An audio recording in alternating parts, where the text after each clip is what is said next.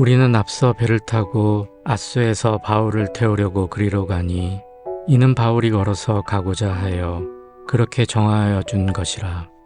바울이 앗소에서 우리를 만나니 우리가 배에 태우고 미둘레네로 가서 거기서 떠나 이튿날 기오 앞에 오고 그 이튿날 사모에 들르고 또 그 다음날 밀레도에 이르니라.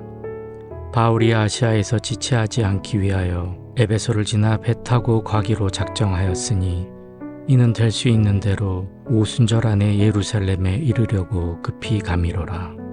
바울이 밀레도에서 사람을 에베소로 보내어 교회 장로들을 청하니 오매 그들에게 말하되 아시아에 들어온 첫날부터 지금까지 내가 항상 여러분 가운데서 어떻게 행하였는지를 여러분도 아는 바니 곧 겸손과 눈물이며 유대인의 관계로 말미암아 당한 시험을 참고 주를 섬긴 것과 유익한 것은 무엇이든지 공중 앞에서나 각 집에서나 거리낌이 없이 여러분에게 전하여 가르치고 유대인들과 헬라인들에게 하나님께 대한 회개와 우리 주 예수 그리스도께 대한 믿음을 증언한 것이라.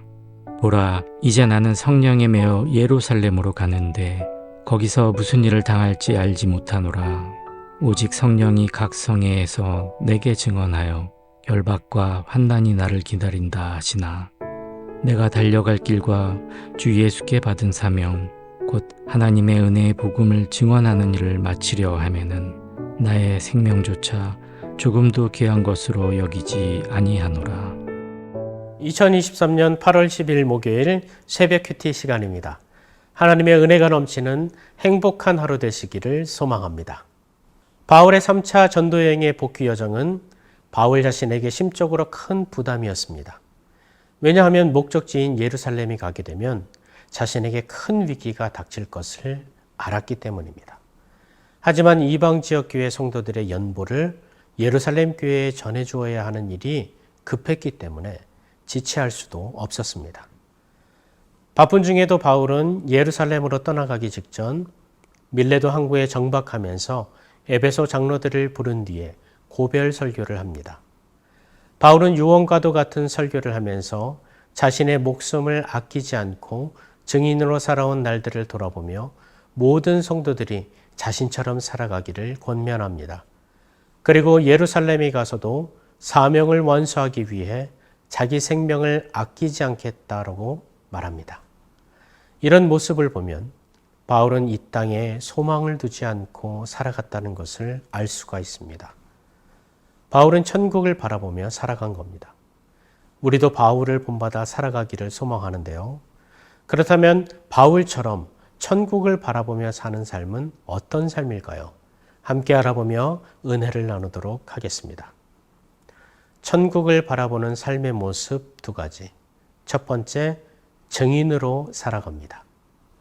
먼저 본문의 상황을 살펴보겠습니다. 바울을 제외한 일행들은 드로아에서 배편을 이용해 앗소에 도착한 후 바울과 합류하게 됩니다.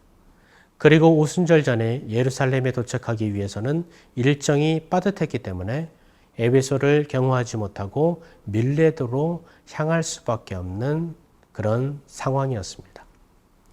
하지만 바울은 마지막이 될지 모르는 중요한 여행을 앞두고 에베소의 장로들을 청하여 밀레도까지 오도록 합니다.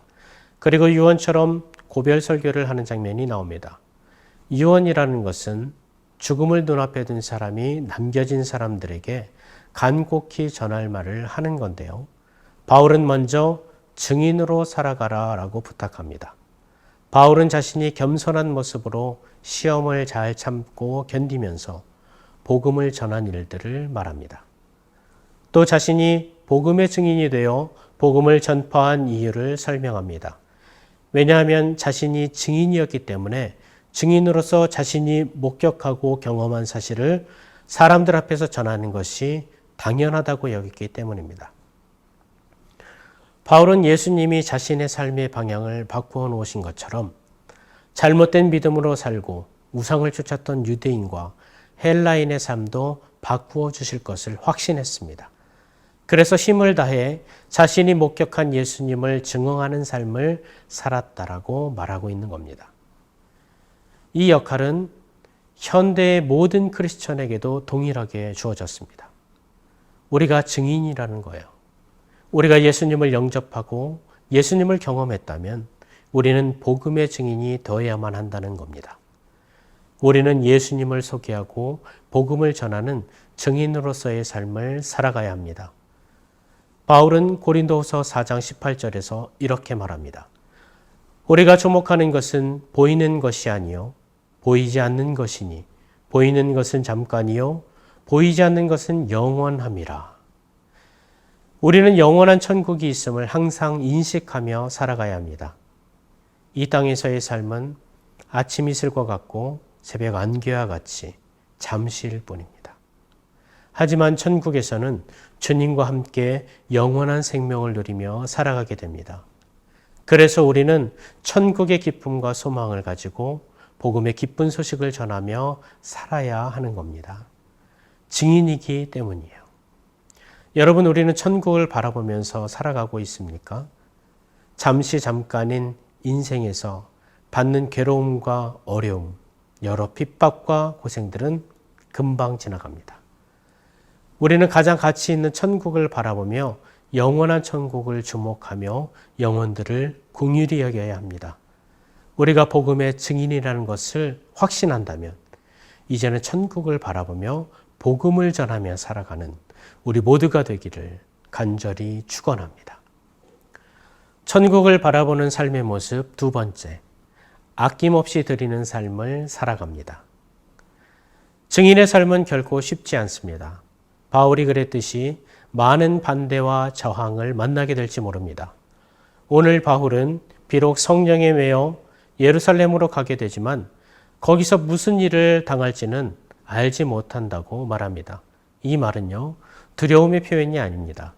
본문에서는 바울 자신이 고난당할 것이 훤히 보이지만 복음을 증언하는 일을 다하기까지 생명을 아끼지 않을 것이라고 선포하고 있습니다.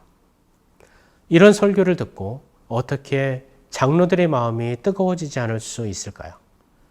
장로들은 바울이 아시아에 처음 발을 들여 전도하던 날부터 지켜봤던 사람입니다. 그리고 바울이 말로만이 아니라 행함과 진실함으로 그리스도의 사랑과 은혜를 전한 것을 아는 자들입니다. 무슨 말이에요? 바울이 말만 한 것이 아니라 행동으로 실천한 사람이라는 거예요. 24절에 보면 바울은 에베소 장로들과 작별 인사를 하면서 이렇게 고백합니다. 내가 달려갈 길과 주 예수께 받은 사명 곧 하나님의 은혜의 복음을 증언하는 일을 마치려 하면은 나의 생명조차 조금도 귀한 것으로 여기지 아니하노라. 바울의 선언에는 하나님의 나라와 복음을 위해 자신의 생명조차 기꺼이 내어놓겠다라는 헌신과 결단이 있습니다. 바울은 이어서 에베소 장로들에게 심각한 이야기를 꺼냅니다. 자신이 예루살렘에 가면 결박과 환난을 당하게 될 거라고 말해요. 바울은 죽음까지도 생각하고 있는 거예요. 그런데요, 예루살렘에 가는 것은 바울의 의지이기도 했지만 결정적으로는 성령님의 인도하심 때문이었습니다. 바울은 성령께서 인도하시기 때문에 어떤 환난이 기다린다고 해도 순종하겠다라는 거예요. 오늘 본문에 바울이 겪었던 고난들은요, 우리에게 닥쳐올지 모릅니다. 하나님의 일을 한다고 해서 우리가 바라고 원하는 형통한 일만이 있지는 않다는 거예요. 오히려 정반대의 일이 일어날지 모릅니다. 고난을 당할지도 모르고 조롱거리가 될지도 모릅니다. 바울은 크리스천으로서 인생의 목적을 어떻게 설정해야 하고 어떻게 살아가야 하는지 보여주고 있습니다. 바울은 가장 가치 있고 가장 복된 인생이 어떤 인생인지를 자신의 삶을 통해 보여주고 있습니다. 여러분, 바울은 성령의 인도하심과 주께 받은 사명에 따라 달려가는 인생을 살았습니다. 바울은 자신의 일생을 온전히 드렸고요. 자신의 생명을 온전히 드립니다. 바울은 하나님 앞에서 충성스러운 일꾼으로서 살았고 하나님이 기뻐하시는 인생을 살았습니다. 바울은 아낌없이 자신을 드립니다. 왜냐하면 천국을 바라보며 사는 사람이었기 때문입니다. 여러분, 천국을 바라보며 살기를 원하십니까? 그렇다면 우리의 인생, 우리 가진 모든 것을 주님께 내어드려야 합니다. 우리도 바울처럼 아낌없이 모든 것을 드리며 살아가는 우리 모두가 되시길 간절히 축원합니다.